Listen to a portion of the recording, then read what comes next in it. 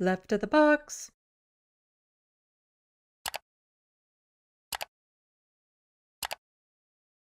Alberta Premier, that would be Danielle Smith, calls on progressive politicians to dial down rhetoric after attack on Trump. I've covered her on my channel a lot because she's just horrible, horrible person. Anti-trans policies, anti-people policies, all that sort of stuff. She's just good to seeing people suffer and all that. She is a right winger, true and true. Like literally saying to Tucker Carlson on stage, "You need to get this politician I disagree with in your crosshairs." And then she's mad at the left for calling the right fascists when they are.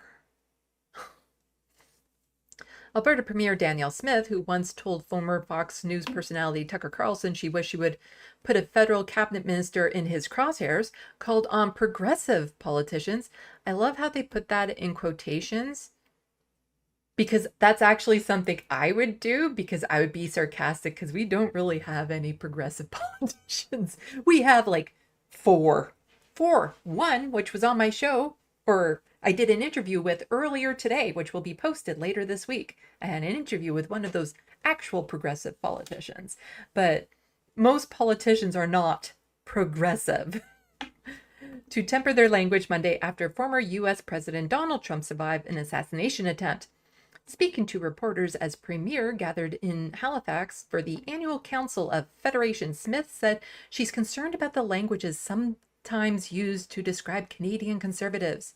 Have you looked at the headlines about how conservative leader Pierre Poilievre is described as dangerous?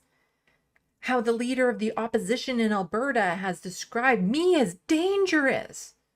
When you start using that kind of rhetoric, that ends up creating an elevated risk for all of us. And I think we have to be very mindful that we can have disagreements in politics, but we should stick to the issues. Yeah, Danielle, maybe follow your own advice? Maybe? Huh? That would be a good start? Because it's always, again, it's coming from the right where it's the worst. This is a little news clip in a province where fuck Trudeau flags and signs were ubiquitous. One might look a little in the mirror when one gives advice about dialing it down. The way in which conservative politicians have been characterized is outrageous. And that is, I think, led to the culture that we've seen in the U.S. And I certainly hope that some of the progressive politicians here are careful of their language, because they've been talking about conservative politicians in the same way, and they need to dial it down. So that's just her saying that. And so here she is scolding the left for calling dangerous politicians dangerous. They are dangerous to people. Their policies will inflict violence on people. They're dangerous. You can say that. And again, as somebody on the left, that doesn't imply violence. It just means we need to make sure that they're not elected into office or they are voted out. Here we go from Press Progress. 7 times Alberta Premier Danielle Smith embraced extreme inflammatory or dangerous rhetoric. Danielle Smith says conservatives are the victims of dangerous rhetoric despite her own history of extreme and inflammatory political rhetoric. Let's just skip down. So, endorsing the Coutts border blockade. Months before becoming Premier of Alberta, Smith supported the convoy occupation of Ottawa and the blockade of the Canada-US border in Coutts, Alberta. The blockade, which called for an end to all COVID restrictions, led to the arrest of 4 heavily armed individuals on charges they were conspiring to murder police. That wasn't a joke. They found weapons. They found the plots. Like, this was something that they actually wanted to do, was commit this violence. But Danielle was supportive of that. 2 weeks after then Premier Jason Kennedy asked for the blockade to dial it down, Smith expressed her support for the Coutts blockade during a Western Standard live stream. "We want to see it win," Smith said, we want to see it win in Coutts so Jason Kennedy, Scott Moe together become the first premiers to turn it around at the provincial level. This whole phrase of peace, order, and good government, I think, become a shorthand for the federal government can do whatever the heck it wants, and we just have to be peaceful and orderly about it. That's not, in my view, what it should mean. What do you mean? What do you mean? Oh, is there a video with this? All right, Danielle, Coutts and Trudeau. You know, I would love Rob to talk a bit about this because he's the lawyer and I'm not. But this whole phrase of peace, order, and good government, I think it's become a shorthand to the federal government can do whatever the heck it wants, and we just have to be peaceful and orderly about it. And that's not, in my view, what it should mean. The federal government has said they want every federally regulated industry to have vaccine mandates. So that's broadcast media, radio and television broadcast media. It's all of the telecom companies. It's all of the grain elevators. It's the ports. It's the banks. And so, are we going to get to a point where to be able to get a bank account, you're going to have to be vaccinated because you won't be able to walk in the door? I have no idea. But the fact. Then you probably shouldn't be saying anything because those were all lies, she just said. And people who lie like that tend to be dangerous. That amount of lying, especially when it came to COVID and vaccinations, because a lot of people ended up dying because they listened to people like her and they didn't get vaccinated. That to me would qualify as violence. This is the line in the sand that's been drawn because the federal government has so much more planned. They have so much more coming. And I think this is the reason why we want to see this win. We want to see it win so that they don't end up rolling out the full plan. And we want to see it win at Coutts so that Jason Kenney, Scott Moe together become the first premiers to turn it around at the provincial level so that other premiers will follow. Yeah, so the blockade that they found people wanted to murder police officers, they should have won. Comparing vaccinated Albertans to Nazis during the 2021 provincial election, Smith apologized for comments she made comparing vaccinated Albertans to Nazi followers on wealth management podcasts. I think I remember that too. That's the thing. There's so much stuff that they say that you don't even remember all the violent rhetoric that they've put out there. We have 75% of the public who say not only hit me, but hit me harder and keep me away from those dirty unvax, Smith said. During the same podcast, Smith said she was boycotting Remembrance Day poppies in protest of public health measures, a statement that later drew rebuke from the Royal Canadian Legion. 3, suggesting Alberta's chief medical officer should be sent to jail. In a Western Standard podcast, Smith floated the idea that Alberta's chief medical officer, Dr. Dina Hinshaw, could face up to 2 years in jail for imposing public health orders. Again, not encouraging people to get vaccinated, and then some of those people died. That's actual harm. That's violence. But threatening to harm the people trying to keep these other people safe, she'll do that. So yeah, just suggest the criminal charges. Let's go. 4, telling Tucker Carlson to place Canada's environment minister in his crosshairs. I covered that in a live stream. She said that on stage in front of people. Like a whole audience, cameras rolling. She knew they were rolling. And not only that, they were also talking about replacement theory, the replacement conspiracy that, white people are being replaced up here in Canada and the United States, and other conspiracy theories on stage in front of people. But, it's fine to do that, but saying that she's dangerous, that's crossing a line there. 5, posing for photos with convoy leaders that wanted to oust Canada's elected government. In April 2023, Danielle Smith posed with Freedom Convoy leader James during a fundraiser for UCP MLA Eric. Eric is an original member of the Freedom Convoy and author of the convoy's controversial Memorandum of Understanding that called for replacing Canada's democratically elected government. Although Smith claims she didn't know who Eric? Sure. James was, the Premier did not explicitly disavow James or the Freedom Convoy. Now remember, the Freedom Convoy wanted Justin Trudeau out, and some of them were willing to do it by force. They weren't joking. Again, actual violence, actual stochastic terrorism happening. James, for his part, didn't buy Smith's explanation. How can a politician not know who James is in this country? Yeah. 6. Standing with the Take Back Alberta. Smith was silent when David Parker, a close political ally and friend whose wedding she attended, declared war on Alberta's election agency. When Elections Alberta began investigating the finances of Parker's Take Back Alberta, Parker decided to pick a fight in the province's election watchdog. Corruption at Elections Alberta must end, Parker said, referring to his belief that the organization is controlled by political enemies. I have zero obligation to report to them under the law. Actually, he has every obligation to report to them under the law. Okay, let's flirting with right-wing conspiracies. Number 7. During her time as Premier office, she has repeatedly pandered to segments of her base of supporters steeped in far-right conspiracies. And we've been over some of them. Cutting ties because the WEF was attempting to control governments. I wonder who. The gender ideology, extreme left of undermining the role of parents, all of that rhetoric. Yeah, so she's telling other people to not call her dangerous because that's, that's dangerous rhetoric, to call her what she is.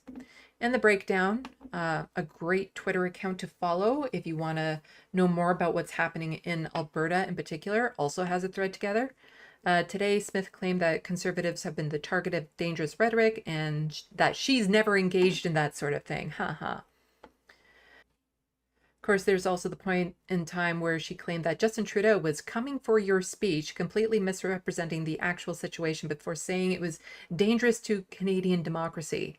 So Danielle Smith had tweeted out, Mr. Justin Trudeau is coming for your speech. Just yesterday, his government indicated they will start censoring misleading political communications on social platforms and private messages. This is very dangerous to Canadian democracy. There she is using the D word. Let's not forget the time she referred to, again, the mischaracterization comments made by the federal justice minister as dangerous. She tweeted, Ottawa must back off from any plans stripping resources away from Albertans, along with Premiers Scott Moe and others. I'm calling on Prime Minister Justin Trudeau to denounce and retract the dangerous comments made by the Justice Minister. Of course, there was always the time she said bravo for them when people wanted to celebrate Coutts' protests, and she referred to the Coutts blockade as a victory of our freedom. Again, people that were found to be conspiring to murder police officers. Maybe she was just speaking as a one-off, though. Nope, she called for the Coutts a win multiple occasions. Hey, there isn't a video of Danielle Smith, current right-hand man, calling the Prime Minister tyrannical and fueling fears he might send the military into Coutts, while Smith nods along, and her current director of Southern offices praise Coutts too. Yeah. Again, just more and more. Danielle Smith in UCP, we don't use harmful rhetoric. Progressives need to stop attacking conservatives and victims. Also UCP, why don't the NDP just rename themselves the Nazis and stop pretending? That's, again, part of her cabinet there. Video clips of Sean comparing the NDP appeasement of the federal Liberals to Chamberlain's appeasement of Hitler and suggesting the NDP rename themselves the National Socialist Party. That's a little bit more dangerous rhetoric than, people on the left just saying that their dangerous rhetoric is dangerous. And then, of course, there's this. If you see any of these right-wing rallies and protests, there's been nooses with Justin Trudeau's. There's always the fuck Trudeau flags that are all over the place because no, that's not violence. Making him into a piñata and stuff. And we've seen things like this down in the States too with, again, Trump and conservatives crying victim, but you see images, there's like those panels that they put on the back of the truck to show that it's a picture of like Biden tied up in the back of the truck and stuff, and horrible images. Not to mention January 6th, where they actually were building a stockade. They were doing that in hopes of hanging politicians. And then Charlie Angus, who is a NDP MP. Actually, Pierre, there's a need for you to turn down the rhetoric. You recently led a vicious attack on a medical doctor who is now receiving death threats. When I called you out, I received online death threats with gun images. Your words matter. Pierre Poilievre, and this is the Toronto Star article I could open. Pierre Poilievre worries about threats against his family, but says there's no need to tone down political criticism. Reminder, there was a right-wing group that said that his wife needed to be essayed. And he was then cozying up with that group. I don't feel he should have a say in this, because he obviously doesn't understand danger or what potential rhetoric could lead to. Conservative leader Pierre Poilievre says he is concerned about the threats against his family and at one point sought increased security, which they received. Well, you see, that would be nice, because that doctor Charlie was talking about probably couldn't afford that. A lot of people on the left who are targeted by the right, they can't afford personal security to try to keep them safe. And not to mention, he wasn't even paying for this. This was coming out of the government's pocket, but rejected any notion Monday that politicians should tone down criticism of their rivals. Pierre was among Canadian leaders who condemned political violence in the wake of the weekend shooting at Donald Trump rally in Pennsylvania, which injured the former president and left one spectator dead and two critically injured before the gunman was killed by police. We must win our political wars through words, not through violence, Poilievre said. Prime Minister Justin Trudeau spoke to Trump, the presumptive Republican presidential nominee, on Sunday by phone and condemned Saturday's appalling assassination attempt, wished Trump well, and expressed condolences to the shooting victims, according to a formal summary from the Prime Minister's office. Trudeau had no public events scheduled Monday. We can have politicians who are blind, and I believe this is Poilievre saying this on a radio show. We can have politicians who are behind 4 feet of glass who roll by motorcades, but we never shake hands with real human beings, and then we won't have democracy. I guess there are whack jobs. Oh, he's changing it up a bit. Poilievre loves to use the word wackos. So there are whack jobs out there that could do something. We take all the precautions possible, but I have to talk to people, and I'm not going to stop doing that. Well, you see, the thing is that generally speaking, he's not the target. It's again, usually people on the left. Like, there's been actual attacks, public attacks against Justin Trudeau. Somebody throwing rice on him got tackled to the ground and assaulted quite brutally versus somebody who was far more aggressive. But there's been actual attacks on Justin Trudeau multiple times. When the people who are more likely going to be the kind to commit those attacks happen to be on your side, it's very easy to say, you know what, rhetoric doesn't matter. Because my guys here, they're not targeting me, they're targeting the other side. So yeah, I'm fine with this rhetoric. In a way, he's almost encouraging political violence against the left by saying this. Because again, we know, statistically speaking, it's the right wing that commits the vast majority of this type of violence. In subsequent interview with News Talk 1010, elaborated, I don't worry about my family. I do worry about my family. We do receive a lot. Some of them are threats. Some of them are implied threats. And some of them are vitriol that can lead to violence. And a lot of them have been targeted at my family, he said. for security from both Prime Minister through the RCMP and from the House of Commons, and we received that security from both those sources. And again, it's nice that he actually has access to that security. But not too long ago, actually, I should probably look it up, a woman politician had to step down due to the constant threats. I'm going to see if I can find that article. So senior Alberta NDP legislator member Shannon Phillips to resign seat. And this was just in last month.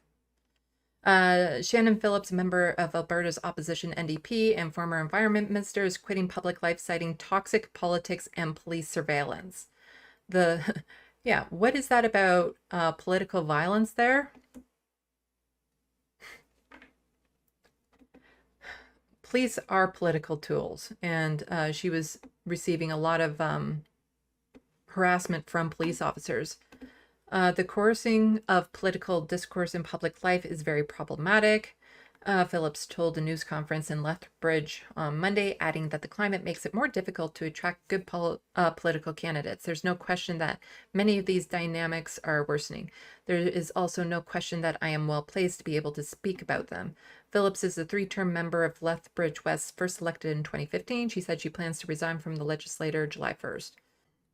So lots of threats. She needed extra security.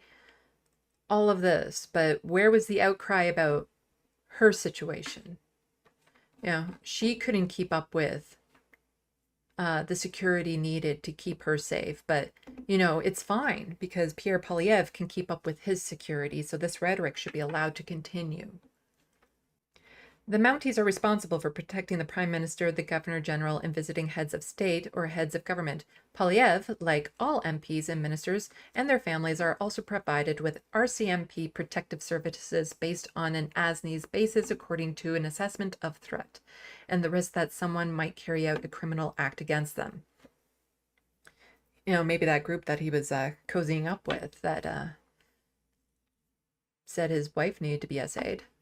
The calls for that kind of criminal threat assessment and in many cases active protection by the police bodyguards have skyrocketed over the years, beginning over the last 4 years, reaching nearly 500 in 2023 for the Prime Minister and nearly 1,500 for MPs and ministers that same year, according to the RCMP.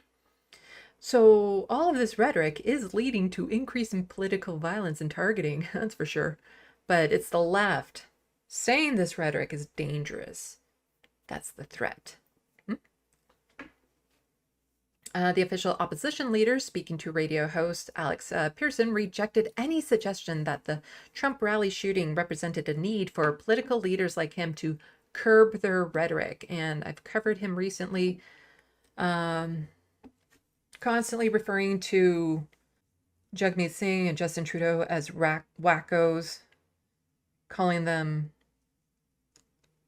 insensitive names, mental health names, insane, crazy, things of that sort, referring to safe injection sites as drug dens, which, you know, again, that paints the picture of like, who would go to a drug den, you know? Oh, it's only drug addicts. And he says that, you know, they can't be near schools and stuff like that because they're going to hurt your kids.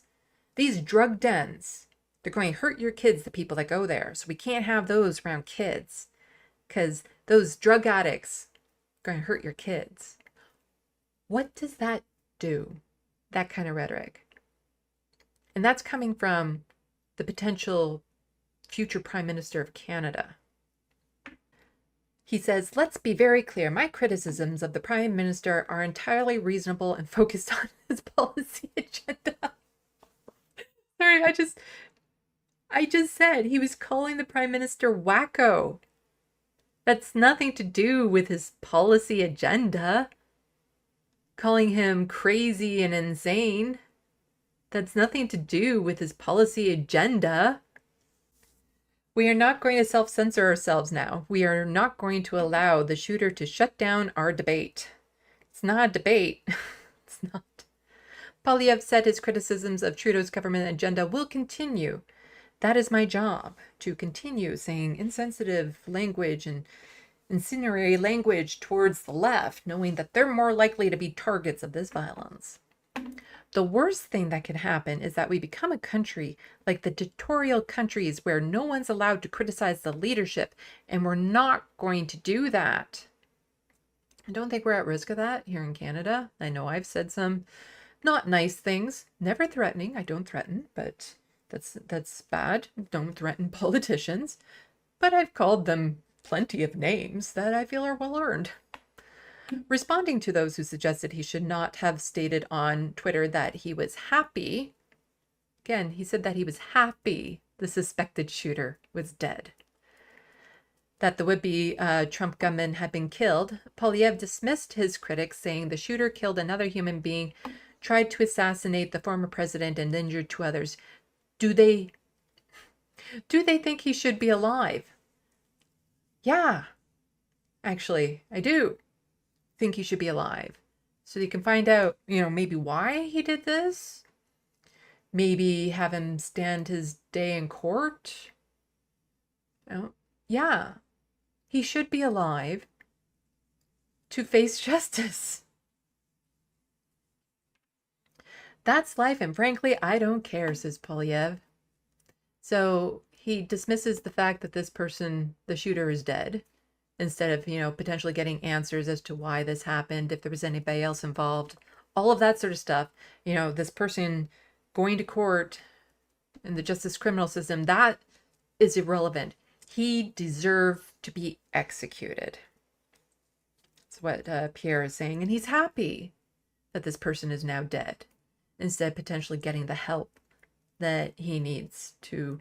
Again, I don't want these people to just die. I want them to become better. I want them to grow, to rehabilitate. That's what I would like to see in the criminal justice system, is restorative justice. But then to be like, that's life, and frankly, I don't care. He doesn't care why the shooter did it or anything. All that he's just happy that this person is dead. The NDP's Jagmeet Singh, who receives RCMP protection for some public events, said Monday it is very important for him to remain accessible to the public during the next election campaign. On a personal note, I would say I don't think any political leader who has been in public spaces when there's tensions has ever ignored that voice in their head that says, hey, what might happen? Could something bad happen here to my team, to my family? I think that's a real thought that goes through people's minds, the NDP leader said. I'm worried about what it means for people. I'm trying to recruit candidates, and sometimes they tell me I'm worried about how polarized politics is right now, and I don't want to get into politics. That's a problem, and it is.